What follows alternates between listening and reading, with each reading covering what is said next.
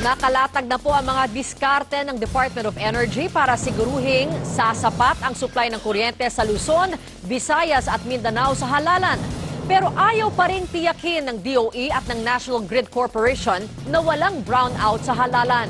Nagpapatrol, Alvin El Chico. Kahit di na manipis ang supply ng kuryente sa Luzon, gumagana pa rin ang Malaya Thermal Power Plant. Naniniguro kasi ang DOE dahil baka magkaaberya ang ibang planta, matagal pa initin ng Malaya bago gumana. Pero pwede itong magresulta sa mas mahal na singil ng kuryente. Alin ba ang mas importante? May kuryente ka na medyo may kamahalan or nawalan ka ng kuryente?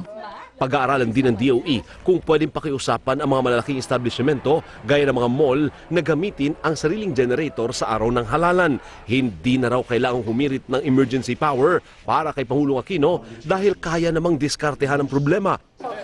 Sa Mindanao, may 27 modular gensets ang pwedeng gamitin ng mga kooperatiba, pero ang tanong, sino ang gagastos sa ikakargang diesel na maaaring ipasa na naman sa mga consumer? Sa panig naman ng National Grid, bagamat normal ang supply forecast sa May 9, ayaw pa kampante ng NGCP, lalo na sa Mindanao, kung saan nalalagay sa peligro ang supply dahil sa mga punong direktang tinanim para sumagi sa linya.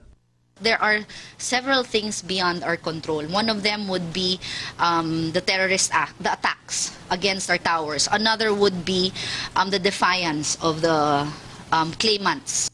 Didesisyonan na rin ng DOE at NGCP kung puwersahan ng papasukin ng mga area na may problema ang transmission line sa Mindanao.